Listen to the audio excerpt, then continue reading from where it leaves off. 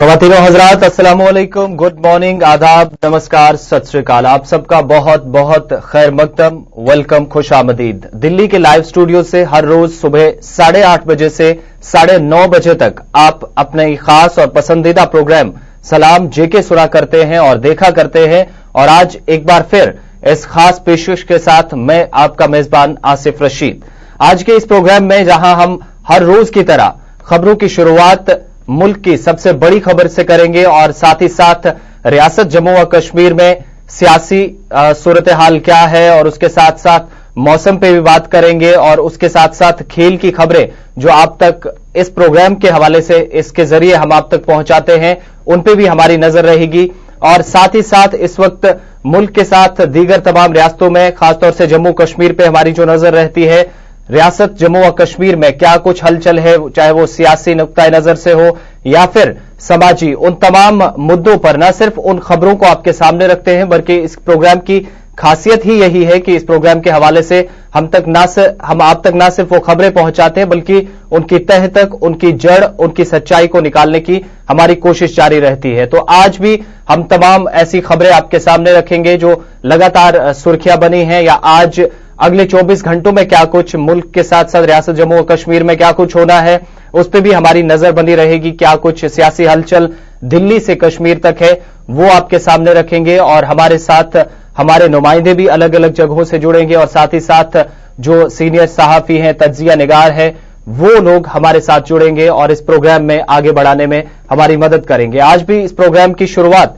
हम आज जहां आपको एक तरफ जो रियासत जम्मू और कश्मीर में सियासी हलचल क्या है और उसके साथ साथ मौसम की सूरत हाल क्या है, नेशनल हाईवे की खबर लगातार अपडेट हम आपको करते रहते हैं। आज भी इस प्रोग्राम में हम आपको आगे बताएंगे। साथ ही साथ कल पूरे दुनिया भर के साथ साथ हिंदुस्तान में भी वर्ल्ड एड्स डे यानी एड्स माफ कीजिएगा जो कैंसर डे था, कैंसर का आलमी दिन मनाया गया। और अब जो लगातार जो केसेस रियासत जम्मू और कश्मीर में ज्यादा देखे गए, तमाम सरकारी अस्पतालों से लेकर प्राइवेट अस्पतालों तक हम देख रहे हैं लगातार लोग जो है वो बीमार हैं। यानी जो नॉर्मल फीवर, बुखार, जुकाम और या फिर खांसी की वजह से लोग इस वक्त जो है अस्पतालों के सामने कतारों में लगे हैं।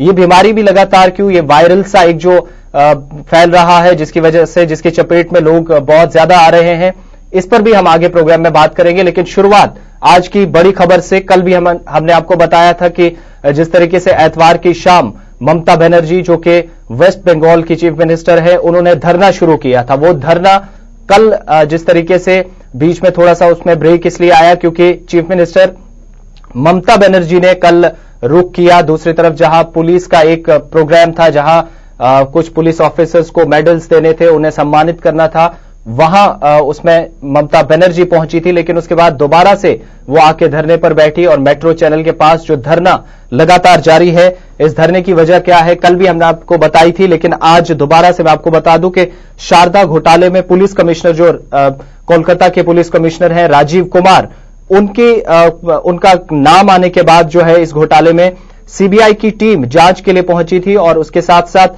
सीबीआई की टीम और जो कोलकाता पुलिस है उसके बीच जो तजाद हुआ, टकराव हुआ, उसने ऐसा तूल पकड़ा इस मामले ने कि इस मामले को बाद में सुप्रीम कोर्ट तक ये मामला जो है वो पहुंचा। और आज कल जिस तरीके से कोर्ट ने कहा था कि इस मामले पर सुनवाई करना जरूरी नहीं है, जो पुलिस कमिश्नर के खिलाफ सीबीआई से पूरे सबूत मांगे गए थे, अगर सबूत है तो उसके आधार पर सुनवाई होगी और सुनवाई कल होगी। यानी आज सोमवार को आज का दिन दिया गया था और आज मंगलवार को इस फैसले पर सुनवाई होनी है। लेकिन ममता बनर्जी का धरना लगातार जारी है और उन्होंने कल भी कहा था कि मैं जान देने के लिए तैयार हूं कि जब टीएमसी कार्यकर्ताओं को, उनके वर्कर्स को हाथ लगाया गया, वो तब भी सड़कों पर नहीं आई, तब भी उन्होंने ऐसा रुख नहीं अपनाया।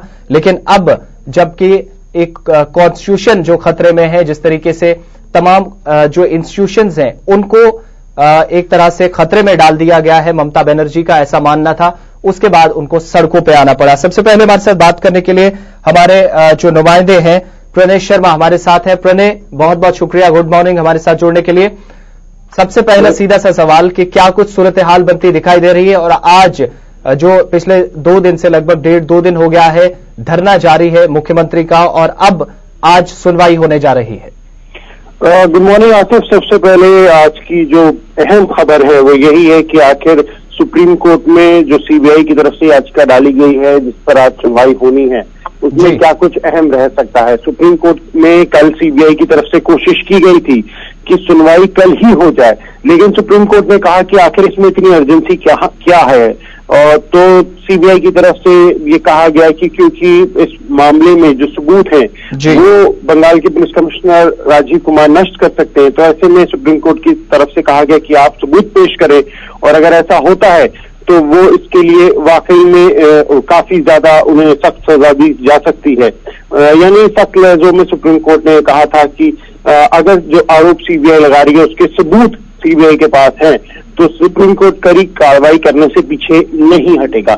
अब आज का दिन महत्वपूर्ण है। 10:30 बजे के लिए जो ये केस है वो लिस्टेड है। 3 जजेस की बेंच इसमें सुनवाई करेंगे जिसमें सीबीआई भी खुद मौजूद रहेंगे। तो ऐसे में क्या कुछ सबूत सीबीआई की तरफ से दिखाई जाते हैं। सीबीआई का लगातार कहना है कि उन्होंने राजीव कुमार को कई बार समन किया लेकिन उसके बावजूद उन्होंने जवाब नहीं दिया। तो ऐसे कुछ आरोप हैं और शारदा चिटफंड स्कैम को लेकर क्या कुछ जानकारी सीबीआई के पास मौजूद है। इन सभी बातों को लेकर ये देखना बेहद खास होगा कि सीबीआई क्या कुछ चीजें कोर्ट के अंदर प्रोड्यूस करती है। प्रणय, एक चीज जानना जरूरी है, जो याचिका पुलिस कमिश्नर के खिलाफ दाखिल की गई है जिसपे सुनवाई होनी है कल, क्या ये माना जाए कि पूरी तरीके से सबूत नहीं पेश किए गए? जिस तरीके से कोर्ट ने दोबारा कहा कि सबूत लाइए तो कल इस पे फैसला होगा, तो क्या ये माना जाए कि सीबीआई भी पूरी तैयारी के साथ पहले दिन नहीं गई? बिल्कुल। देखिए आसिफ, सीबीआई की तरफ से कहा गया था कि आप जल्द से जल्द राजीव कुमार को गिरफ्तार करने के लिए कहें। सुप्रीम कोर्ट ने कहा कि दरअसल इतनी जल्दी क्या है, तो उन्होंने कहा कि ये सबूतों को नष्ट कर सकते हैं, उनके साथ छिड़खानी कर सकते हैं। तो ऐसे में सुप्रीम कोर्ट ने कहा कि आप ये साबित करें कि आखिर किस तरीके से राजीव कुमार सबूतों के साथ छेड़छाड़ कर सकते हैं, उनके खिलाफ सख्त से सख्त कार्रवाई की जाएगी। तो आज सीबीआई पूरी अपनी तैयारी के साथ कोर्ट के अंदर आएगी और निश्चित तौर पर वो ये साबित करने की कोशिश करेगी कि आखिर राजीव कुमार कैसे शारदा चिटफंड स्कैम में मिले हुए हैं और उनकी भागीदारी काफी अधिक है। प्रणय, चिटफंड घोटाला जो है इस पे फैसला आज आ जाएगा, तस्वीर एक तरफ साफ हो जाएगी, लेकिन दूसरी तरफ सियासी घमासान जो मचा है, पूरा विपक्ष लामबंद हो गया है, केंद्र के खिलाफ खड़ा हो गया कि ये तमाम साजिशें जो हैं केंद्र की तरफ से। तो सियासी तस्वीर क्या कुछ बनती दिखाई दे रही है? अगर आज ममता के खिलाफ ये फैसला आ जाता है तो ऐसे में अगली जो तस्वीर होगी वो क्या कुछ हो सकती है?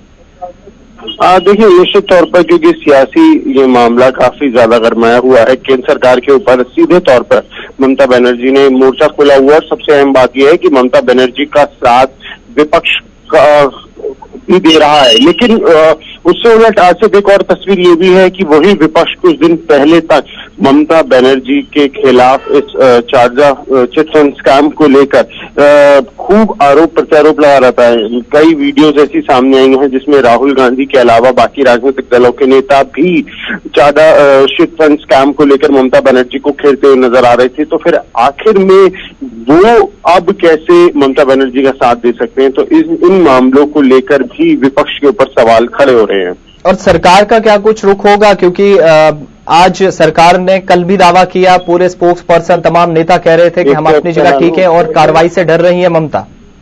हाँ बिल्कुल। देखिए सरकार की तरफ से यही तर्क दिए जा रहे हैं कि जब प्रधानमंत्री नरेंद्र मोदी गुजरात के मुख्यमंत्री थे तो उनसे भी केंद्र सरकार की तरफ से एसआईटी की जांच करवाई गई थी और उस वक्त भी बतौर मुख्यमंत्री होते हुए प्रधानमंत्री ने सहयोग दिया था।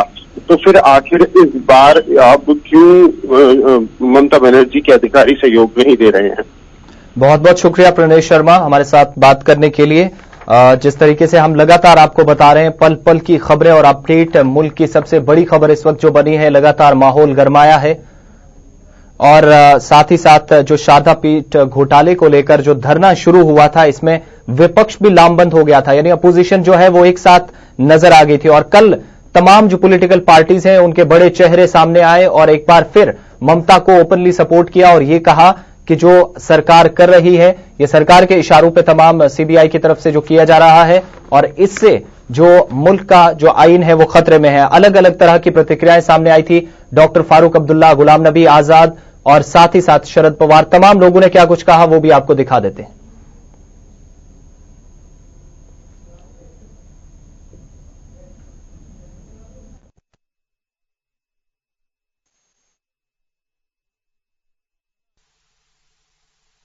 उनका आरोप सही है और मैं समझता हूं कि इस देश को खतरा है। जिस तरह से डिक्टेटोरियल हो रहा है, ये एक फेडरल स्ट्रक्चर है और फेडरल स्ट्रक्चर में इन लोगों को वो चीजें नहीं करनी चाहिए जिससे कि देश खतरे में पड़ जाए। कभी नहीं। केंद्र यही कहेगा। इनने कभी सच नहीं बोला। क्या इनने कहा कि हम लोग कितनी नौकरियां देंगे साल में? क्या किया? किसानों के लिए क्या किया? क्या 600 रुपए से किसान बच जाएगा? It is the federal structure of the country that has to be preserved. And the second thing that is most important is unity in diversity. It is the diversity that has to be protected by any government that should be here. बदकिस्मती की बात है जिस तरह से मुल्क में जो हमारे बड़े बड़े इंस्टीट्यूशंस हैं, खासकर सीबीआई, जिस तरह से इसका गलत इस्तेमाल हो रहा है अपने जो अपोनेंट्स हैं उनके साथ स्कोर सेटल करने के लिए। इससे पहले अखिलेश के साथ, मायावती जी के साथ, और यहाँ जम्मू कश्मीर में भी हमें बहुत ही बुरा तजुर्बा रहा है, खासकर जो सीबीआई हो, एनआईए हो। तो आज जो ममता जी के साथ हो रहा है ये बहुत गलत है और हम और हमारी जमात उनके साथ इस वक्त खड़ी है। और अगर इसी तरह जो हमारे इंस्टीट्यूशंस हैं, अगर इसी तरह से उनको डिस्क्रेडिट किया जाएगा, उनको बदनाम किया जाएगा, तो मुझे लगता है कि ये जो मुल्क एक फेडरल स्ट्रक्चर है जिसमें सेंट्रल स्टेट का एक बैलेंस रिलेशनशिप होता है, तो उसमें दरार पड़ जाती है और ये पूरे मुल्क के लिए बहुत ही खतरनाक साबित हो सकता है। मैं उम्मीद करती हूं कि इसमें सुप्रीम कोर्ट जो इसमें एक सही व्यू ले और इंस्टीट्यूशंस को इस तरह से बर्बाद होने से बचाए। महबूबा मुफ्ती, उमर अब्दुल्ला, फारूक अब्दुल्ला, तमाम लोगों की तरफ से, और साथ ही साथ राहुल गांधी, तेजस्वी यादव, ये वो सब लोग हैं, बड़े नाम हैं जिन्होंने कल या तो ट्वीट किया या फिर फोन कॉल के जरिए जो है ममता बनर्जी को अपना सपोर्ट जो है वो दर्ज करवाया। और साथ ही साथ जो विपक्ष ने लगातार केंद्र सरकार पर वो लामबंद हुई हमलों को लेकर कल बार बार पॉलिटिकल जो रिएक्शंस आ रहे थे, सीधे तौर पर सरकार को इसका निशाना बनाया जा रहा था। तो ये आज जो मुल्क की सबसे बड़ी खबर थी उससे हमने आगाज किया और पूरे दिन आप तक ये तमाम खबरें जो है जो हमारे अगले न्यूज बुलेटिन्स होंगे या अलग अलग कार्यक्रम जो प्रोग्राम्स होंगे उनमें आप तक दोबारा इस खबर के हवाले से अपडेट्स और सुप्रीम कोर्ट की जो आज सुनवाई होनी है इस मामले पर पुलिस कमिश्नर के खिलाफ या ममता सरकार के खिलाफ, क्या यह फैसला जा सकता है या फिर सरकार को कहीं ना कहीं इसका सीधा उस पर असर होगा इस फैसले का, ये तमाम चीजें देखने वाली होगी। पल पल की खबरें और अपडेट्स आप तक पहुंचाते रहेंगे। बढ़ते हैं अगली खबर की ओर और अब बात करते हैं कल गवर्नर सत्यपाल मलिक से कुछ आर्मी ऑफिशियल्स मिले। General A K. K Bhatt Chinar core corp के जो कमांडेंट हैं वो और उनके साथ साथ जो सीनियर ऑफिसर्स थे उन्होंने रुख किया राजभवन का और यहां उन्होंने राजभवन में सत्यपाल मलिक साहब से मुलाकात की और इन्हें जो इस वक्त जो सिक्योरिटी सिचुएशन है, जो मौजूदा सूरत हाल है सिक्योरिटी के लिहाज से, उस पर जो है वो आगाह किया और ताजा हालात क्या कुछ हैं वो तमाम जानकारी, वो पूरी रिपोर्ट्स जो है वो गवर्नर सत्यपाल मलिक साहब के सामने रखी और मिलिटेंसी के खिलाफ जो मुख्तलिफ कार्रवाइयां जो अभी तक जो वादी में दी जा चुकी हैं और इसमें जो गवर्नर लगातार पिछले आर्मी और पुलिस की पिछले कुछ समय से उनके कोऑर्डिनेशन की, उनके ताउन की लगातार तारीफ करते रहे हैं, सराहना करते रहे हैं। कल एक बार फिर गवर्नर सत्यपाल मलिक साहब ने आर्मी एजेंसियां हैं इनकी तरफ से जो मिलिटेंट मुखालिफ ऑपरेशंस चलाए गए हैं उनमें उनका साथ, एक दूसरे का साथ, उनका कोऑर्डिनेशन और जो मिलिटेंट मुखालिफ ऑपरेशंस थे उनको कामयाबी के साथ अपने अंजाम तक पहुंचाने के लिए गवर्नर साहब ने मुलाकात के दौरान जो है सराहना की, तारीफ की।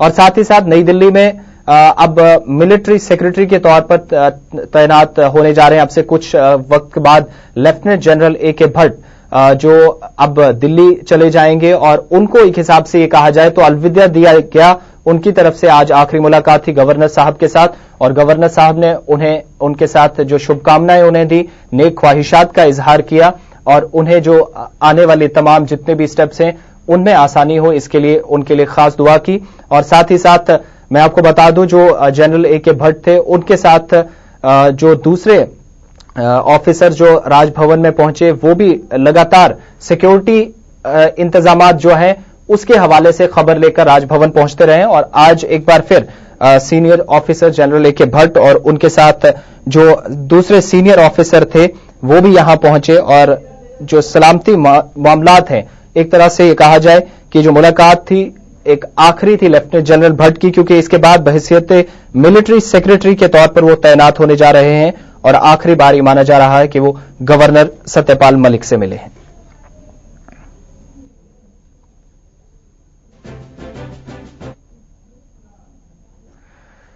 तो ये तमाम खबरें जो आप तक हम पहुंचा रहे, पहले हमने आपको मुल्क की सबसे बड़ी खबर जो सियासी हलचल मची है उससे रूबरू करवाया, और उसके साथ साथ हमने आपको ये खबर जो आप तक पहुंचाई कि रियासत में सियासी हलचल के साथ साथ क्या कुछ है, गवर्नर साहब से जो आर्मी ऑफिसर्स मिले उनकी मीटिंग में क्या कुछ हुआ।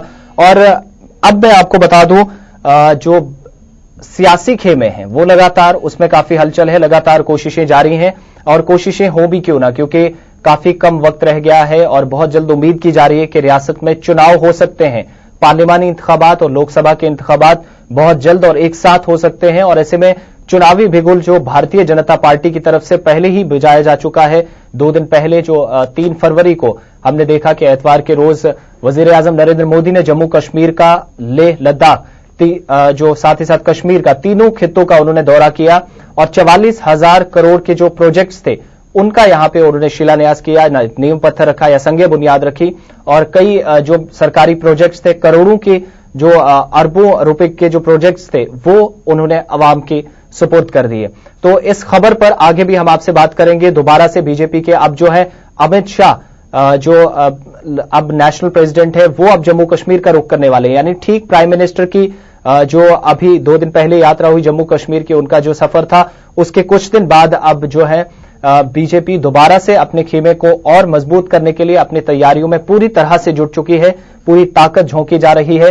अमित शाह साहब अब जम्मू कश्मीर का दौरा करेंगे और उसके साथ साथ रियासत जम्मू व कश्मीर में मौसम की सूरत हाल क्या होगी, नेशनल हाईवे की अपडेट्स है वो आप तक पहुंचाएंगे, और खेल की खबरें। लेकिन यहां वक्त हो चला है एक छोटे से ब्रेक का, जल्द हाजिर होते हैं। आप देखते रहें सलाम जेके। पेश है मुल्तानी पचमीना, खाया पिया सब बचाए, पाचन शक्ति बढ़ाए, कुछ नहीं बचेगा, आऊ अब सब बचेगा। Upkarma Ayurveda brings you pure Shilajit in resin form. This really helped me and it works. Upkarma Ayurveda, pure Shilajit.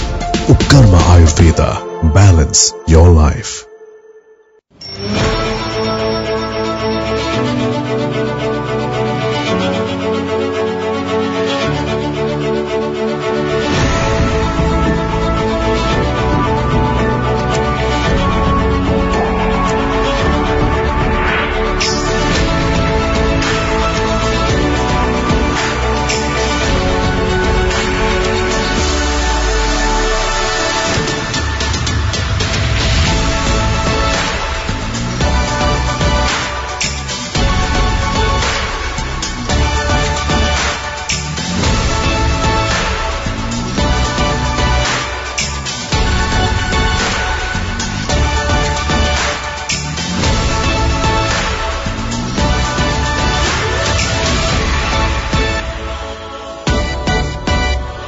This year marked the beginning of an era as gates of IDPS opened to cater the needs of our valued city. We are here with an objective to provide outstanding education. Our journey would not have been possible without the blessings of Almighty and dear parents who strongly reposed their confidence on us. On behalf of management, my heartfelt thanks to dear parents, staff and students for their continuous support.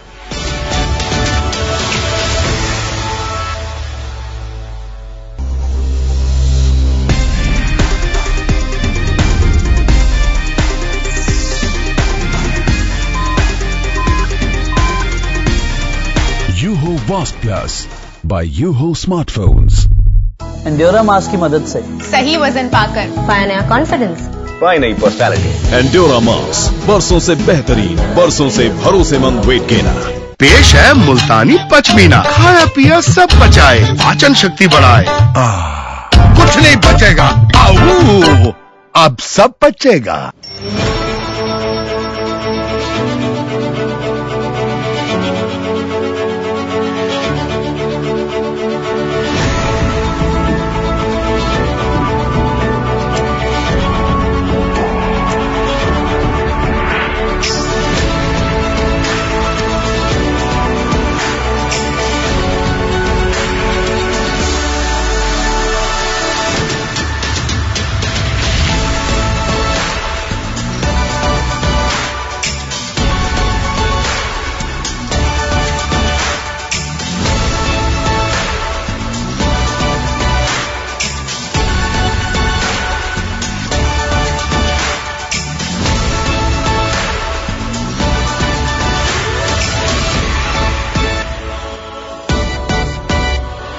This year marked the beginning of an era as gates of IDPS opened to cater the needs of our valued city. We are here with an objective to provide outstanding education.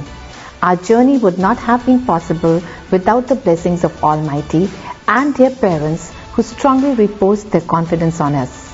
On behalf of management, my heartfelt thanks to their parents, staff and students for their continuous support.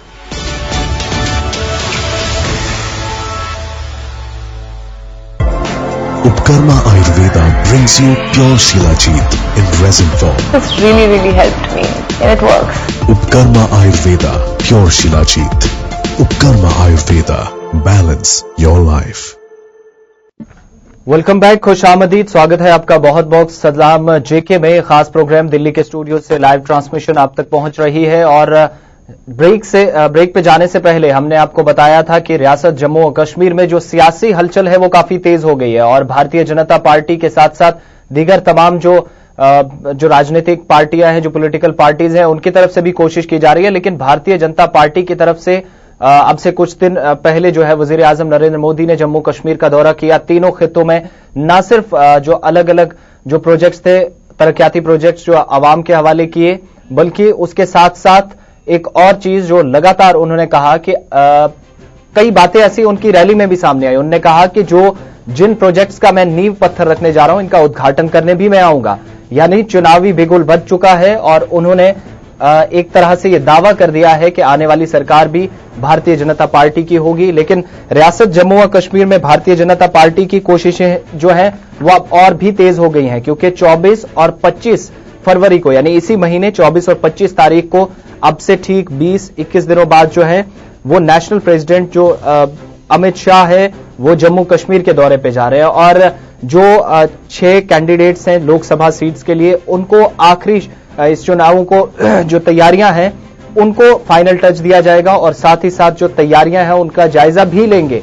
लेकिन party के अंदर क्या कुछ चल रहा है वो भी वहां तमाम जो स्टेट के बड़े पॉलिटिकल लीडर्स हैं भारतीय जनता पार्टी के, उनसे बात करेंगे और मौजूदा सूरत हाल क्या है, किस तरीके से तैयारियां की जा रही हैं, भारतीय जनता पार्टी का खेमा कितना तैयार है आगामी चुनाव के लिए, वो तमाम जानकारी लेंगे। लेकिन माना यह भी जा रहा है कि वहां पे 60,000 जो इलेक्शन बूथ इंचार्ज हैं, जिनको जिम्मेदारी सौंपी गई थी चुनाव का प्रचार करने के लिए, इलेक्शन कैंपेन के दौरान जिनको जिम्मेदारी सौंपी गई है या आने वाले दिनों में जिनको ये जिम्मेदारी सौंपी जानी है, उनको एड्रेस करेंगे बीजेपी के जो नेशनल लीडर, माफ कीजिएगा, जो नेशनल प्रेसिडेंट हैं अमित शाह, वो और उनके साथ साथ जो बीजेपी के जनरल सेक्रेटरी ऑर्गेनाइजेशंस के रामलाल, वो भी इनके साथ होंगे और जो पार्टी के तमाम खासतौर से जम्मू कश्मीर के जो सीनियर लीडर्स हैं वो अमित शाह के साथ रहेंगे और ये दौरा 24 और 25 फरवरी को, यानी इसी महीने शुरू होगा और 60,000 जो बूथ इंचार्ज हैं, जिनको मैं पहले भी बता चुका हूं, जो ऑफिस बेरर्स हैं या बीजेपी के लीडर्स हैं या जिनको ये जिम्मेदारियां दी गई हैं आगामी चुनाव की तैयारियों को लेकर, उनको एड्रेस करेंगे। और इसके साथ साथ बीजेपी ने जो तैयारियों की हम बात कर रहे हैं, तो भारतीय जनता पार्टी जो है वो रथ यात्रा निकालने जा रही है। यानी अगले 1-2 महीनों के अंदर भारतीय जनता पार्टी की तरफ से जो चुनाव प्रचार है वो काफी जोरों शोरों से किया जाने लगा है और उसकी तैयारियां अब से शुरू हो गई हैं। 37 विधानसभा जो क्षेत्र है वहां पे संकल्प पत्र जो है वो भेज दिए गए हैं और सुझाव मांगे गए हैं लोगों से, यानी जो आम लोग हैं उनके दरवाजे तक, या जो ऑफिस बेरर्स पहले रहे हैं, अब जो जिम्मेदारी चुनाव के अंदर प्रचार की बीजेपी के लिए उठा रहे हैं, उन तमाम लोगों से भी सुझाव मांगे गए हैं। उनसे ये कोशिश की जा रही है कि किसी तरीके से जो है ज्यादा से ज्यादा लोग जो है आने वाले आगामी चुनाव में भारतीय जनता पार्टी के साथ जोड़ सके। वो तमाम तैयारियां बीजेपी की तरफ से शुरू हो गई हैं और पीएम के बाद अब नेशनल प्रेसिडेंट जो अमित शाह साहब हैं वो जम्मू कश्मीर का दौरा 24 और 25 को करेंगे और उसके साथ साथ जो यात्रा निकाली जाएगी, जो कार्यकर्ताओं को जो तमाम कार्यकर्ता हैं भारतीय जनता पार्टी के, वो रियासत में पहली बार ऐसा होगा कि रथ यात्रा निकालेंगे और पूरे एक महीने तक जम्मू खित्ता जो है इसमें 2 लोकसभा क्षेत्रों में ये रथ यात्रा के दौरान लोगों को जो उनके फीडबैक्स हैं वो भी लिए जाएंगे, उनके सुझाव जो हैं वो मांगे गए हैं। और पार्टी जो है एक तरह से ये एक संकल्प लेने जा रही है, एक अपने जो तमाम डेवलपमेंटल इश्यूज हैं उन पर लोगों के साथ क्या कुछ वायदा करेगी, वो इस रैली में भी देखा जाएगा। और आम लोगों के जो सुझाव हैं उन पे काफी तवज्जो देने की कोशिश की जा रही है। जो सबसे अहम इस रैली में जो सबसे बड़ी बात सामने आई है, 6 फरवरी को ये रथ यात्रा जो है वो लोकसभा क्षेत्रों में निकाली जाएगी और जम्मू के साथ साथ उधमपुर लोकसभा सीट के तहत 37 जो असेंबली कॉन्स्टिट्यूंसीज है वहां भी ये यात्रा निकाली जानी है। तमाम छोटे से बड़े कार्यकर्ता सभी लोगों से अपील की गई है कि वो इसमें जुड़े और आम लोगों के जो सुझाव हैं वो काफी अहमियत रखेंगे। उनका फीडबैक जो है भारतीय जनता पार्टी लेगी और चुनाव की जो तैयारियां हैं, जो लोगों की मुश्किलें हैं उनको सुन के उसके बाद इस रैली के जरिए या फिर जो नेशनल सेक्रेटरी हैं जो आखिरी जो लिस्ट देंगे 6 कैंडिडेट्स जो चुने जाने हैं लोकसभा सीटों के लिए, उसके तहत जो है ये तैयारियां मुकम्मल की जाएगी और इन चुनावों को आखिरी रुख दिया जाएगा। बढ़ते आगे और अब बात करेंगे कश्मीर की। वहां पर लगातार जहां जम्मू के साथ साथ जो है सियासी जो हलचल है वो काफी तेज है, तो दूसरी तरफ कश्मीर वादी में भी जो बड़े नेता है वो भी लगातार सामने आ ही रहे थे। लेकिन ऐसे में कुछ दिन पहले भी हम आपको लगातार बताते ही रहे हैं कि पूर्व आईएएस अधिकारी जो है जिनने अपने पद से इस्तीफा दिया, डॉक्टर शाह फैसल, एक ऐसा नाम जिसने अपने पद से जब इस्तीफा दिया तो काफी लोग हैरान भी इसलिए हुए क्योंकि एक ब्यूरोक्रेट जब पॉलिटिकल पार्टी में कदम रखने जा रहा है तो उसकी क्या मंशा, क्या सोच हो सकती है, उस पर भी थोड़ा सा लोगों को हैरानी हुई। लेकिन सियासी सफर का आगाज करने के बाद अब कल जो डॉक्टर शाह फैसल ने अपने बेसिकली वो कुपवाड़ा के हैं तो वहां से उन्होंने शुरुआत की अपने लोगों से मिलने के बाद। जब उन्होंने अपने पद से इस्तीफा दिया था तो तब उन्होंने ये अलग अलग तरह के तर्क दिए थे कि कश्मीर की लीग्स हैं, तमाम चीजें हैं, कश्मीर में हालात खराब है तो गवर्नमेंट से बात करने का यहां से मुझे मौका मिलेगा, लोगों को उनको सुन के उनके साथ मैं बात करूंगा। लेकिन अब जो डॉक्टर शाह फैसल जिन्होंने अब जो चुनावी रैलियां हैं उनका आगाज कर दिया और कल डॉक्टर शाह फैसल की कुपवाड़ा में जो पहली रैली हुई, यहां पे उनने रैली के दौरान सबसे बड़ी चीज जो देखी गई, इस रैली में हजारों लोग, जो एक सैलाब था वो देखा गया इसमें। और डॉक्टर शाह फैसल ने न सिर्फ इस रैली में जो आम लोग हैं उनको साथ जोड़ने की बात कही, बल्कि साथ ही साथ ये कहा कि एक बार फिर, पहले भी वो ये बात कह चुके हैं, दोबारा उन्होंने दोहराया कि इमरान खान जो पाकिस्तान के वजीर आजम हैं और साथ ही साथ दिल्ली के चीफ मिनिस्टर अरविंद केजरीवाल से वो प्रभावित हैं। ये बात उन्होंने पहले कही थी और आज उन्होंने दोबारा इस बात को दोहराया कि बेशक वो हाथ खाली हैं लेकिन पीछे हटने वालों में से वो नहीं है। इन्हीं खाली हाथों से वो तकदीर बदलेंगे और जो अवाम की मुश्किलात हैं उनको सबके सामने रखेंगे और यहां तक कि सेंट्रल गवर्नमेंट को मजबूर करेंगे। ये डॉक्टर शाह फैसल का कहना है कि डॉक्टर शाह फैसल के मुताबिक सरकार बात करेगी, मजबूर होगी। और रैली में जिस तरीके से उनका सपोर्ट देखा गया, जिस तरीके से नारेबाजी हुई, लोगों के बीच जोश देखा गया, जज्बा, जुनून देखने को मिला कि डॉक्टर शाह फैसल को देखने का उनको पहली बार देखा गया स्टेज पे। लेकिन पहला ही जिस तरीके से उनकी शुरुआत देखी गई है उससे काफी जो है दूसरे खेमे या मुखालिफिन है उनके खेमे में कहीं ना कहीं काफी परेशानी भी हो सकती है। डॉक्टर शाह फैसल ने अपनी स्पीच के दौरान 2-3 अहम बातें कही, वो आपको हम थोड़ा सा सुना देते हैं। मुझे किसी पार्टी खास से, मुझे किसी शख्स से ये लड़ाई नहीं है। मैं बिलीव करता हूं कि मुझे किसी पार्टी खास से, मुझे किसी शख्स से ये लड़ाई नहीं है। मैं बिलीव करता हूं कि सबको मिलकर चलना होगा। सारी आइडियोलॉजीज के लोगों को इस वक्त कश्मीर के जख्मों पर मरहम लगाने के लिए एक साथ आना पड़ेगा। गवर्नमेंट ऑफ इंडिया पे प्रेशराइज करना पड़ेगा कि हमारे यहाँ पे हालात ठीक करने के लिए एक क्रेडिबल पॉलिटिकल इनिशिएटिव स्टार्ट कीजिए। तब तक यहाँ पे शायद अमन नहीं आ सकता है। इसके साथ साथ हमें यह भी देखना पड़ेगा कि हमारे दुश्मन कौन है। अल्लाह ताला ने चाहा, जिस तरह इमरान खान ने, केजरीवाल ने खाली हाथों अपने खाली हाथों से इंशाअल्लाह आपका मुहासबा करेंगे और आपको इस कौम के सामने आंसरेबल बनाएंगे। खाली हाथ हैं, लेकिन इन्हीं हाथों से लोगों की बात करेंगे, इन्हीं हाथों से जो है लोगों की तकदीर लिखने की कोशिश करेंगे, बदलाव लाने की कोशिश करेंगे और तमाम चीजें हैं वो डॉक्टर शाह फैसल ने अपनी रैली के जरिए हमारे सामने रखी।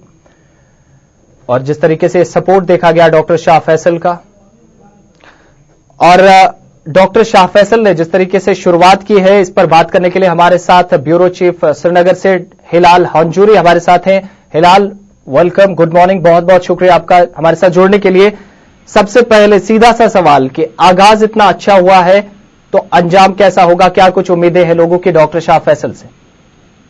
देखिए, पहले ही जैसा कि सब जानते हैं कि एक आईएएस टॉपर रहे हैं और एक आला पोस्ट पे वो फाइज थे और उसके बाद उस नौकरी को छोड़ दिया। और अभी तक अगर वो एक्टिव पॉलिटिक्स उन्होंने बाकायदा तौर पर किसी पार्टी का या किसी निर्दलीय तौर पर या आजाद उम्मीदवार के तौर उन्होंने ऐलान नहीं किया कि वो चुनाव लड़ेंगे, लेकिन एक्टिव पॉलिटिक्स में वो काफी, या इलेक्टोरल पॉलिटिक्स में वो काफी दिलचस्पी रखते हैं। तो उससे साफ पता चलता है कि शाह फैसल आने वाले इंतखाबात में हिस्सा लेंगे। और कल जिस तरीके से उसकी एक रैली कुपवाड़ा में हुई, टीआरसी ग्राउंड में, तो वहां पे हमने देखा कि लोगों की एक बड़ी तादाद थी, लोगों का इज़्दाम था, क्योंकि शुरुआत में ही इस तरह का लोगों का वेलकम, तो उसके बाद कहीं ना कहीं उनके हौसले जो है जरूर बुलंद हो गए। लेकिन अब कश्मीर में जरूरी है कि जब शाह फैसल अब इलेक्टोरल पॉलिटिक्स में आ जाते हैं तो उसके बाद उनकी पॉलिसीज क्या रहती है, और उसका इशारा उन्होंने कल ही दिया जब वो उस जलसे से खिताब कर रहे थे। और उन्हें दो तीन चीजें खासतौर पर कही। एक एडमिनिस्ट्रेटिव लेवल पे जो करप्शन है उसके खिलाफ खत्म करने की बात उन्होंने की है, और जो इंतजाम है उसको जवाबदेह बनाने की बात कही है। और साथ ही साथ उन्होंने एक अहम नुक्ता वहां पे जुड़ा, वो ये था कि 1990 से लेकर आज तक जो कश्मीर में उन्होंने कहा कि कुर्बानियां हुई है, और ये कुर्बानियां किस तनासुर में वो देखते हैं और इन कुर्बानियों को लेकर क्या कुछ किया जा सकता है, ये एक अहम नुक्ता है। यानी जो कहीं ना कहीं इंसर्जेंसी या काउंटर इंसर्जेंसी के दौरान जो लोग यहाँ पे जाम बहक हुए, तो उनकी बात उन्होंने कहा कि उनको वो हक दिलाया जाएगा। तो इसका सीधा सा जो उनके कहने का मकसद था वो ये था कि कश्मीर इशू को लेकर वो चाहते कि इस मसले को हल किया जाए, और उसके लिए उन्होंने कहा कि इलेक्टोरल प्रोसेस के साथ साथ जो मुल्क या बैरून ममालिक जितने भी कोई प्लेटफॉर्म उन्हें मिलता है तो उस पर वो कश्मीर इशू को जोर शोर से उठाने की कोशिश करेंगे। हिलाल हंजूरी, एक सोशल मीडिया पे लगातार ये बातें शुरुआत में वायरल हुई थी जब उन्होंने अपने पद से इस्तीफा दिया था कि उमर अब्दुल्ला ने उनकी नौकरी छुड़वाई है। इस तरह की बातें सोशल मीडिया पे की जा रही थी और उसके बाद ये कयास लगाए जा रहे थे कि वो नेशनल कॉन्फ्रेंस का दामन थाम सकते हैं, उनकी काफी नजदीकियां, काफी करीबी हैं वो उमर अब्दुल्ला के। लेकिन कल और पिछले कुछ दिनों में जिस तरीके से वो लगातार अपने सपोर्ट बनाते जा रहे हैं और लोग और उनके साथ इकट्ठे हो रहे हैं, ऐसे में क्या माना जाए कि नेशनल कॉन्फ्रेंस के लिए भी एक धचका हो सकता है अगर उसकी तरफ जो है डॉक्टर शाह फैसल नहीं जाते और इंडिपेंडेंट कैंडिडेट के तौर पर ये उतरते हैं, या अपनी पार्टी का भी ऐलान कर सकते हैं? ये पहले से ही अंदाजा था जब शाह फैसल के हवाले से ये खबरें गश्त करने लगी सोशल मीडिया से लेकर दूसरे जराये में कि वो जो एडमिनिस्ट्रेटिव सर्विसेज से इस्तीफा देंगे और उसके बाद वो एक्टिव पॉलिटिक्स में आ जाएंगे। तो सबसे पहले आज नजर आ रहा था कि वो नेशनल कॉन्फ्रेंस में ही जाएंगे, क्योंकि जब उनकी पहली प्रेस कॉन्फ्रेंस थी उसमें उन्होंने ये साफ कहा कि वो उमर अब्दुल्ला से काफी मुतासिर है, और उमर अब्दुल्ला को लेकर उन्होंने कहा कि काफी तजावीज उन्होंने दी है, वक्त वक्त पर उन्होंने उन्हें गाइड किया, तो उन्हें एक गाइड भी उन्होंने तस्लीम और तस्वुर किया है। लेकिन खासतौर पर अगर उनकी इंस्पायरेशन की बात की जाए तो उन्होंने केजरीवाल के साथ साथ इमरान खान की जिक्र किया है और उन्होंने कहा कि वो उनके कहीं ना कहीं रोल मॉडल है, उनकी इंस्पायरेशन है, और उन्हीं की तरह वो भी एक इनकलाब बपा करने की कोशिश करना चाहते हैं। लेकिन अब जबकि नेशनल कॉन्फ्रेंस के साथ नहीं गए वो, लेकिन अगर आपको याद होगा उसकी पहली कॉन्फ्रेंस थी, प्रेस कॉन्फ्रेंस थी, जिसमें उन्होंने कहा था कि वो ना ही इंडिपेंडेंट फिलहाल इलेक्शन लड़ेंगे और ना ही वो कश्मीर के मैंडेट को कहीं ना कहीं तोड़ने की या तकसीम करने की कोशिश करेंगे। नहीं, उस टाइम उन्होंने कहा था कि वो कोई पार्टी नहीं बनाएंगे। लेकिन अब सूरत हाल ऐसे बन रही है जैसा लग रहा है कि शाह फैसल साहब बाकायदा तौर पर एक पार्टी बनाएंगे। हालांकि अभी तक उसके साथ कौन से चेहरे मिलेंगे, कौन से लोग उनके साथ होंगे जो मुख्तलिफ कंस्टिट्यूंसीज में शाह फैसल के साथ रहकर उनकी टिकट पर कहीं ना कहीं इलेक्शन लड़ेंगे, वो चीजें अभी सामने नहीं आई हैं क्योंकि अभी इलेक्शन के लिए भी कुछ वक्त बचा है। लेकिन इतना जरूर है कि शाह फैसल जो आने वाले इंतखाबात है, खासतौर पार्लियामेंट इलेक्शन जो है, उसके लिए वो आज से ही तैयारियों में जुट गए हैं। बहुत शुक्रिया हमारे साथ बात करने के लिए। ब्यूरो चीफ श्रीनगर से हिलाल हंजूरी हमारे साथ थे। डॉक्टर शाह फैसल चुनावी जो सफर है, उनका जो सियासी सफर है, उसका आगाज कर दिया है। कुपवाड़ा से कल उनकी पहली रैली के जरिए लोगों से, जो अपने इलाके के उनके लोग थे, उनकी मुलाकात हुई और साफ तौर पर कहा कि कश्मीरियों की जो कुर्बानियां दी गई है कश्मीर के लिए, उनके साथ किसी को भी छेड़छाड़ या गद्दारी करने की इजाजत नहीं दी जाएगी। उन्होंने मसला कश्मीर के पुरअमन हल पर जोर देते हुए कहा कि कश्मीरी भिखारी नहीं जिन्हें पैसे दी जाएं, बल्कि वो लोगों के साथ बात करेंगे और उनके साथ उनके सुझाव, उनके फीडबैक्स लेके उसके बाद सरकार पर दबाव बनाने का प्रयास करेंगे, कोशिश करेंगे, जिसके बाद ही इस मसले को पुरअमन तौर पर हल किया जा सकता है।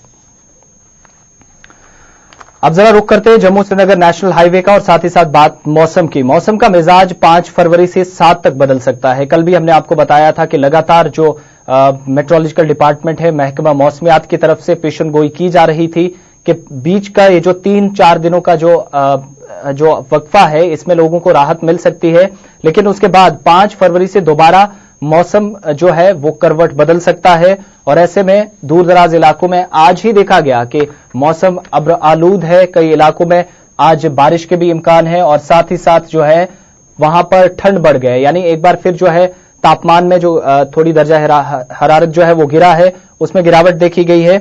और मौसम की जब बात होती है जम्मू कश्मीर में तो उसका सीधा असर आम जिंदगी पे पड़ता है और जब हम आम जिंदगी की बात करते हैं तो जम्मू श्रीनगर नेशनल हाईवे जो है इसमें मौसम के साथ जुड़ा हुआ एक अहम हिस्सा बन जाता है, एक बड़ा टॉपिक बन जाता है। और वो इसलिए भी क्योंकि जो रियासत जम्मू और कश्मीर, खासतौर से वादी का जो महज एक हिस्सा जो है वादी कश्मीर, उसको मुल्क के दीगर हिस्सों के साथ जोड़ने का काम करने वाली जम्मू श्रीनगर कौमी शाहरा जो पिछले कुछ दिनों से बंद चल रही थी, 2 दिन के बाद 2 दिन जो है एक तरफा ट्रैफिक बहाल किया गया। कल जो मालबरदार गाड़ियां थी उन्हीं को जम्मू से श्रीनगर की जाने की इजाजत मिली।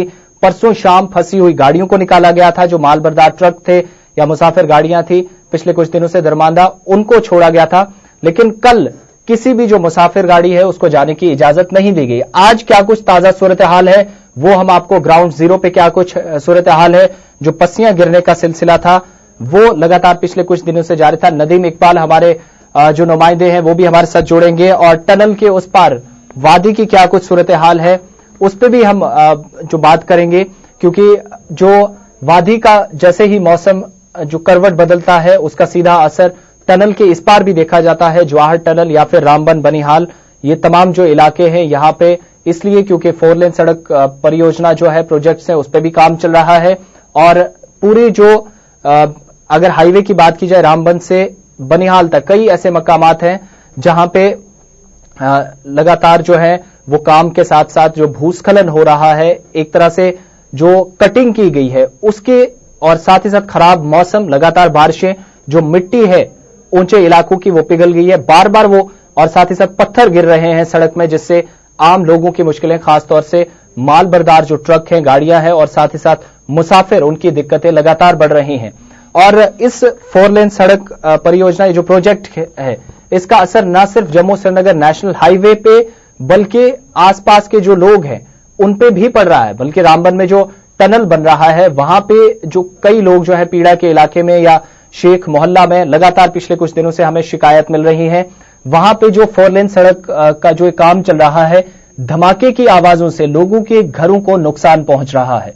पिछले कुछ दिन पहले, जो 3 दिन पहले भी हमने आपको एक खबर बताई थी कि बच्चे जो हैं वो ये मान रहे थे कि वो स्कूल जाते हुए डरते हैं क्योंकि धमाके इस कदर जो है इलाके को खौफजदा कर रहे हैं कि उनका घरों से बाहर निकलना बेहद मुश्किल हो गया है। तो दूसरी तरफ अब जो शेख मोहल्ला है वहां पे कई लोगों के घर जो है उनमें शगाफ पड़ गए, दरारें पड़ी हैं, जिससे लोगों का यह मानना है कि न सिर्फ मकान गिरने का बल्कि उनकी जान जाने का भी खतरा है। नेशनल हाईवे की इस वक्त ताजा सूरत हाल क्या है, नदीम हमारे नुमाइंदे हमारे साथ जुड़ चुके हैं रामबन में। नदीम, क्या कुछ अपडेट्स हैं? आज ट्रैफिक को कहां से कहां जाने की इजाजत है और मौसम की क्या सूरत हाल अगले 24 घंटों में रहने वाली है? जी आसिफ, जिस तरह से हम श्रीनगर जम्मू को इशारा पर गाड़ियों की आमदरफ्त की बात करें तो कल अगरचे मालबरदार गाड़ियों को जम्मू से श्रीनगर की जानिब चलने की इजाजत थी, वहीं आज की अगर हम बात करें, क्योंकि जो वेदर प्रेडिक्शन थी उसमें यह कहा गया था कि आज से जो है मौसम करवट बदलेगा, तहाँ मौसम की अगर हम बात करें तो आज मौसम अगरचे अबर आलूदा है लेकिन बारिश या बर्फबारी का सिलसिला अभी तक शुरू नहीं हुआ है। तो ट्रैफिक हुकाम ने कल रात ये फैसला लिया था कि मौसम के हालात के मुताबिक ही जो फैसला लिया जाएगा कि गाड़ियों को चलने की इजाजत होगी या नहीं। लेकिन आज जो सुबह ट्रैफिक प्लान आया है उसमें यह बताया गया है कि आज तमाम किस्म की गाड़ियों को श्रीनगर से जम्मू की जानिब चलने की इजाजत होगी। और अगर हम बात करें मौसम अगरचे बेहतर है, लेकिन इस दौरान भी हमने देखा कि 2 दिन पहले की बात करें तो पंठियाल के मकाम पर पस्सियां गिराई थी, और कल की बात करें तो कल भी जो खारपुरा बानीहाल के मकाम पर पस्सियां गिराई, जिस वजह से जो ट्रैफिक में है रेगुलर मूवमेंट में काफी डिस्टर्बेंस रही। और कल रात देर गए तक हम जवाहर टनल की बात करें तो काफी ज्यादा जैमिंग भी वहां देखने को मिली। एक तो वहां फिसलन और दूसरा फिर जब पस्सियां गिरना, तो ये कहीं ना कहीं व्हीकुलर मूवमेंट में एक रुकावट बनता है, जिस वजह से ट्रैफिक प्लान इशू करने में जिस तरह से पहले इशू कर दिया जाता था। कल हमने देखा था कि जो यात्री वाहन है, मुसाफिर गाड़ियां, उनको जाने की इजाजत नहीं मिली थी, लेकिन क्या आज जो यात्री वाहन है, जो मुसाफिर गाड़ियां हैं, उनको भी जाने की इजाजत मिलेगी या फिर कल की तरह सिर्फ माल बरदार गाड़ियां वही जाएंगी? जी बिल्कुल आसिफ, जिस तरह से कल जो मुसाफिर बरदार गाड़ियों को चलने की इजाजत नहीं थी, लेकिन आज ट्रैफिक प्लान के मुताबिक जो मुसाफिर बरदार गाड़ियां हैं उन्हें भी, और जो माल बरदार गाड़ियां हैं उन्हें भी कश्मीर से जम्मू की जानिब चलने की इजाजत दी जाएगी। चलिए, बहुत शुक्रिया नदीम इकबाल। तो ये ताजा अपडेट्स जो नेशनल हाईवे के जो ताजा सूरत हाल है वो आपके सामने नदीम रख रहे थे कि आज जो गाड़ियों को इजाजत मिल सकती है, लेकिन जो पस्सियां गिरने का सिलसिला है वो बीच बीच में लगातार जो डिस्टर्बेंस क्रिएट कर रहा है। जो वहां पे कंपनीज है उनके लिए भी परेशानी तो है ही, लेकिन साथ साथ हजारों यात्री ऐसे में जो जम्मू फंसे हुए जिनको कश्मीर जाना है उनका रुख होना था, लेकिन जो बार बार भूस्खलन हो रहा है, लगातार जो पस्सियां गिर रही हैं उसकी वजह से ट्रैफिक पे असर पड़ रहा है सीधे तौर पर। कल भी जो मुसाफिर गाड़ियां हैं उनको जाने की इजाजत नहीं मिली। तो साथ ही साथ नेशनल हाईवे की जब हम बात करते हैं तो सड़क हादसों का दौर जो पिछले 7-8 सालों में बिल्कुल भी कम होने का नाम नहीं ले रहा। और ना सिर्फ ये, खासतौर से अगर बात करें हम वादी चिनाब और जो वादी के साथ साथ चिनाब खिता और जम्मू में भी उधमपुर और रामबन के ऐसे इलाके जहां पे सड़क हादसा पिछले 10 से 11 सालों में काफी ज्यादा हो गए, यानी 14 से 15 हजार के आसपास लोग जो हैं वो सिर्फ सड़क हादसों की वजह से ही अपनी जान गंवा चुके हैं। और कल जिस तरीके से 4 फरवरी से 10 तक जो एक हफ्ते के लिए यानी एक सप्ताह पूरा रोड सेफ्टी वीक का भी आगाज हो चुका है रियासत जम्मू कश्मीर में, दीगर तमाम जो मुल्क की रियासतें हैं वहां पर, और उसके साथ साथ रियासत जम्मू कश्मीर में भी कल ट्रांसपोर्ट कमिश्नर डॉक्टर SP वैद साहब की तरफ से जो है हरी झंडी दिखाई गई। जम्मू से भी इसका आगाज हुआ अलग अलग जगहों पे। तो ये हादसा लगातार बढ़ रहे हैं। हालांकि एक तरफ लगातार कोशिशें की जा रही हैं कि जो अलग अलग तरीके से लोगों को अवेयर करने की ये प्रयास जारी हैं, चाहे वो केंद्र सरकार हो, राज्य सरकार हो, ऑर्गेनाइजेशंस हो, NGOs हो, उनकी तरफ से या फिर सिविल सोसाइटी की तरफ से कि सड़क हादसों पर किस तरीके से नकेल लगाई जाए। लेकिन पिछले 10 सालों का अगर डेटा हम देखें तो वो इसलिए बताने के लायक नहीं है क्योंकि 14,000 से ज्यादा लोग जान गंवा चुके हैं। हमारे साथ सीनियर सहाफी और तज्जिया निगार विनोद कुमार साहब जम्मू से जुड़ चुके हैं। विनोद साहब, बहुत शुक्रिया, गुड मॉर्निंग हमारे साथ जुड़ने के लिए। सबसे पहला सीधा सा सवाल कि सड़क हादसों में इतनी जो लगातार पिछले 10 दिनों से जो तेजी आई है उसकी बुनियादी वजह क्या हो सकती है जम्मू कश्मीर में, जबकि लगातार करोड़ों रुपए के प्रोजेक्ट्स बनाकर जो हाईवेज को, सड़कों की मुरम्मत का काम, जो अंदरूनी सड़कें हैं जो शहर के साथ जुड़ती हैं या शहर को गांव के साथ, उनको भी लगातार बेहतर करने की कोशिश की गई, लेकिन बावजूद इसके नतीजे जो ऐसे कि लोगों को कहीं ना कहीं दुखी कर सकते हैं। देखिए, जो भौगोलिक परिस्थितियां हैं रियासत जम्मू कश्मीर की, वो इस बात का प्रतीक है कि जो लगातार हादसे हो रहे हैं। और अनफॉर्चुनेट है कि मिलिटेंसी से इतने लोग नहीं मरे हैं जितने लोग एक्सीडेंट्स के साथ मरे हैं। तो कहीं ना कहीं हम रोड सेफ्टी वीक हर साल मनाते हैं, लेकिन वो जमीनी सतह पे नहीं होता, एक सांकेतिक होता है। उन दिनों ही, एक हफ्ते में ही आपको NGOs भी नजर आएंगी, ट्रैफिक डिपार्टमेंट भी नजर आएगा, मोटर व्हीकल डिपार्टमेंट भी नजर आएगा, लेकिन उसके बाद नदारद हो जाते हैं। ये सिर्फ सरकार की या ट्रैफिक पुलिस की या फिर डिपार्टमेंट की रिस्पॉन्सिबिलिटी नहीं होती। जब तक आवाम जागरूक नहीं होगी, जब तक आवाम को खुद भी पता चलेगा कि हम ओवरलोडेड बस पे बैठे हुए हैं, जब तक कंडक्टर ड्राइवर को पता नहीं होगा कि उसकी रिस्पॉन्सिबिलिटी क्या है, किस तरीके से उसको चलना है, तब तक ये चीजें चलती रहेंगी। रोड सेफ्टी वीक से मुझे नहीं लगता है कि कोई ऐसी इंप्रूवमेंट आ रही है। विनोद साहब, दूर दराज इलाकों में जहां आपने ड्राइवर्स और कंडक्टर्स की बात की, वो अवेयर अगर हैं भी, लेकिन लापरवाही या लालच कहें कि लगातार उनकी वजह से भी लोगों की जानें और एक एक बार एक एक दो दो दर्जन लोग जो हैं अपनी जान गंवाते रहे हैं। लेकिन ऐसे में सिविल सोसाइटी का क्या रोल रह जाता है, क्या इंपॉर्टेंस है उसकी तरफ से जो प्रोग्राम्स किए जाते हैं या किए जाने चाहिए, या फिर क्या आपको लगता है कि जरूरी इकदाम जो उठाए जाने चाहिए थे ट्रैफिक डिपार्टमेंट की तरफ से वो नहीं उठाए गए वक्तन फवक्तन? देखिए, जब तक समाज अवेयर नहीं होगा, सोसाइटी अवेयर नहीं होगी, तब तक इस तरह के हादसे होते रहेंगे। एक ड्राइवर है, उसको अपनी रिस्पॉन्सिबिलिटी का पता होना चाहिए और साथ में जो लोग बस पे चल रहे हैं उनको भी पता होना चाहिए कि बस या मिनी बस जो है ओवरलोडेड है या नहीं। खाली सरकार इसमें कुछ नहीं कर सकती है। सरकार को भी अपने दायित्व का निर्वाह करना होगा और आम नागरिक, आम शहरी को भी सोचना होगा कि अगर हादसों को रोकना है तो इसके लिए उनको भी अपने आप को अवेयर करना होगा। ड्राइवर कंडक्टर को अवेयर होना होगा, जो यात्री हैं उनको अवेयर होना होगा, ट्रैफिक पुलिस को अवेयर होना होगा, मोटर व्हीकल डिपार्टमेंट को अवेयर होना होगा, जो लाइसेंस जारी करते हैं उनको अवेयर होना होगा, जो फिटनेस सर्टिफिकेट देते हैं उनको लगना चाहिए कि चंद पैसों के लिए हम लोगों की जान खतरे में क्यों डालें। ये सारी जिम्मेदारी पूरे समाज की बनती है, खाली एक सरकार की नहीं बनती है। विनोद साहब, एक जरूरी सवाल कि जो प्राइवेट व्हीकल्स हैं उनकी तादाद लगातार बढ़ रही है। जम्मू का, खासतौर से जम्मू शहर का जो डेटा पिछले साल सामने आया था कि 6 महीने में 10,000 गाड़ियां खरीदी जाती हैं, क्या वो भी एक रीजन हो सकता है बढ़ते सड़क हादसों का? देखिए, मैं ये अगर सड़क हादसों की बात करूं तो हमारा एसआरटीसी जो कॉर्पोरेशन है उसकी बसों के एक्सीडेंट्स कम होते हैं, लेकिन अनफॉर्चुनेट है उसको सही तरीके से नहीं चलाया जा रहा। अगर उस कॉर्पोरेशन को सही तरीके से चलाया जाए और पैसेंजर बसेस जो हिली जगह है, हिली एरियाज है, वहां पे भेजे जाए तो मुझे लगता है एक्सीडेंट कम हो सकता है। दूसरा, आपने ये एक्सपेक्ट कहा कि गाड़ियां बड़ी ज्यादा निकल रही हैं, लोग खरीद रहे हैं, परचेसिंग पावर लोगों की बढ़ रही है। इसके लिए कुछ नॉर्म्स सेट करने चाहिए कि एक व्यक्ति कितनी गाड़ियां खरीद सकता है और उसको कितनी गाड़ियां खरीदने की परमिशन मिलनी चाहिए। ये चीजें कहीं ना कहीं इसको अब नॉर्म सेट करने की जरूरत है, कहीं ना कहीं इस पर विचार करने की जरूरत है। सरकार को ये सोचना होगा कि अब सड़कें हमारी उतनी ही हैं, लेकिन पार्किंग स्पेस भी, शहर के बीचों बीच में पार्किंग स्पेस भी बहुत कम हो गया है, लेकिन गाड़ियों की तादाद लगातार बढ़ती जा रही है। बहुत शुक्रिया इस तमाम बातचीत के लिए। हमारे सीनियर सहाफी और तज्जिया निगार विनोद कुमार साहब जम्मू से हमारे साथ जुड़े थे, जो साफ तौर पे उनका ये कहना है कि समाज को भी कहीं ना कहीं जुड़ने की जरूरत है इन अवेयरनेस प्रोग्राम्स को और आगे बढ़ाने की। जिस तरीके से अगर traffic department road safety week के इन 2 या 1 हफ्तों के अंदर अवेयर करने की कोशिश करता है और इस जो मुहिम है या अवेयरनेस जो है ये पूरे साल बरकरार रहनी चाहिए और उसके साथ साथ समाज का इसमें क्या दायित्व है, उनकी क्या जिम्मेदारी है, वो भी निभाने की जरूरत है।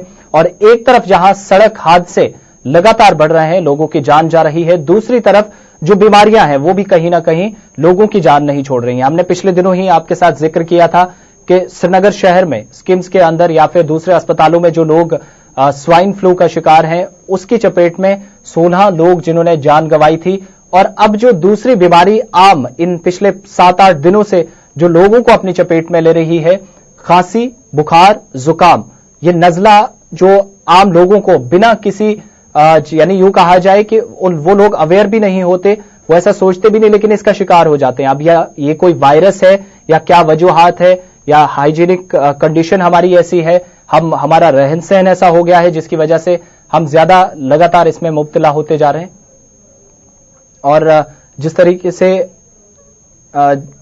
तरीके से लगातार लोग इसका शिकार हो रहे हैं और जम्मू से लेकर श्रीनगर और राजौरी, पुंछ, खासतौर से जम्मू मेडिकल कॉलेज में भी इस वक्त, कल भी हमने आपको दिखाया था कि लोगों की लंबी कतारें लगी हैं, जो सिर्फ, हालांकि इतनी बड़ी बीमारी तो नहीं है, लेकिन लोग जो है ज्यादा वो इसमें मुब्तला होते जा रहे हैं। ये बुखार जो है, खांसी और उसके साथ साथ नजला लोगों को अपनी चपेट में ले रहा है और इसकी वजह से हजारों लोगों की जो कतारें अस्पतालों के सामने लगी हैं वो, और कहीं ना कहीं ऐसे में अस्पताल प्रशासन के लिए भी मुश्किलें बढ़ सकती हैं, क्योंकि अगर ये जो वायरल है लगातार लोगों को अपनी चपेट में ले रहा है, इसके लिए लोगों को समय समय पर वक्तन फवक्तन उनको दवाइयां प्रदान करना, उनको दीगर तमाम फैसिलिटीज देना।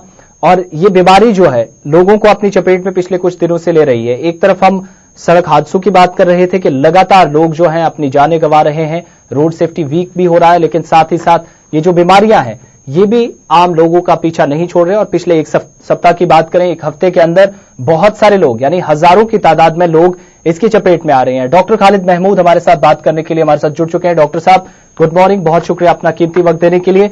सबसे पहले सीधा जानना चाहूंगा कि ये जो बीमारी है क्या वजूहात हो सकती है? आमतौर पर लोग रात को सोते हैं, सुबह उठते हैं, तबीयत खराब, हालत इतनी खराब, ऑफिस जाना हो, घर से बाहर काम के लिए निकलना हो, हिम्मत तक नहीं जुटा पाते घर से उठने की। देखिए, ये जो सीजन है इसमें ये जो रेस्पिरेटरी ट्रैक इन्फेक्शन है या अपर रेस्पिरेटरी या लोअर रेस्पिरेटरी ट्रैक इन्फेक्शन है वो बहुत कॉमन पाई जाती हैं जी। उसका रीजन ये होता है कि एक सडन वेदर का जो चेंज आता है उसमें बहुत सारी इन्फेक्शंस आ जाती हैं, जैसे वायरल इन्फेक्शन, रेस्पिरेटरी ट्रैक की वायरल इन्फेक्शंस और बैक्टीरियल इन्फेक्शंस आ जाती हैं जो पेशेंट्स को इन चपेट में ले लेती हैं। तो इसमें जो मोस्ट कॉमन ग्रुप्स रहता है वो एक तो बच्चों का ग्रुप है और दूसरा जो है एल्डरली ग्रुप्स रहता है जी। तो एल्डरली ग्रुप्स में जैसे कोई स्मोकर है या कोई क्रॉनिक टोबैको च्यूइंग वाला पर्सन रहता है, उसकी लंग कैपेसिटी वैसे भी डिक्रीज रहती है और ये पेशेंट सडनली इन्फेक्शन पकड़ लेते हैं और इस बीमारी का शिकार हो जाते हैं। डॉक्टर साहब, 15 से 30 साल की उम्र के बीच में ज्यादा नौजवान जो है वो इस बीमारी में मुब्तला है, उन्हें ज्यादा ये परेशानी, ये दिक्कतें हो रही हैं। लेकिन ऐसे में इसके जो सिम्टम्स की हम बात करें तो वो क्या कुछ रहते हैं? क्योंकि लोगों को आमतौर पर पता ही नहीं चलता, वो 1 घंटे या आधे घंटे के अंदर इसमें मुब्तला हो जाते हैं। यस, उसमें मेजोरिटी जो सिम्टम्स रहते हैं वो स्टफी नोज रहता है या रनिंग नोज है, स्नीजिंग है, कफ रहती है या चेस्ट डिस्कम्फर्ट रहता है, फीवर की हिस्ट्री रहती है और बॉडी पेन वगैरह आते हैं इन सिम्टम्स में। और दूसरा जो मेन कारण रहता है इनमें, जैसे स्वाइन फ्लू है या इन्फ्लुएंजा के ये इन्फेक्शन है, ये भी इस सीजन में पाए जाते हैं ज्यादातर जी। तो बहुत सारे पेशेंट्स हमने देखे हैं जो इस बीमारी से लेके आते हैं, कॉमन सिम्टम्स लेके आते हैं और नॉर्मल रूटीन में मेडिसिन ले रहे होते हैं, बट प्रॉपरली इवैल्यूएशन के बाद पता चलता है कि उनको they are suffering from swine flu और सम अदर डिजीजेस। तो क्या कुछ जरूरी हिदायत लोगों के लिए आपकी तरफ से रहेंगी? क्या कुछ एहतियात बरतने की, किस तरीके से उनको अपना गुजर बसर है वो करना है कि इस बीमारी से बचा जा सके, इससे पहले कि ये किसी बड़ी बीमारी में बदल जाए? यस, इसमें मैं यही कहना चाहूंगा कि इसमें प्रिकॉशनरी, जैसे आप घर से बाहर निकलें और अपने आप को प्रॉपरली इस विंटर सीजन में थोड़ा प्रॉपरली क्लोथिंग अच्छा होना चाहिए और डस्ट का अवॉइडेंस करें क्योंकि डस्ट बहुत ज्यादा है, पॉल्यूशन ज्यादा है, उससे थोड़ा सा परहेज किया जाए। दूसरा, अगर कोई सिम्टम्स है जो रिकवर नहीं हो रहा है और over the counter medicine patient ले रहे हैं, उनको मैं सजेस्ट करूंगा कि इससे बेहतर रहता है आप किसी प्रॉपर फिजिशियन के पास जाके उसका चेकअप कराइए और उसका प्रॉपरली ट्रीटमेंट कराइए ताकि बीमारी को आगे बढ़ाना जाए।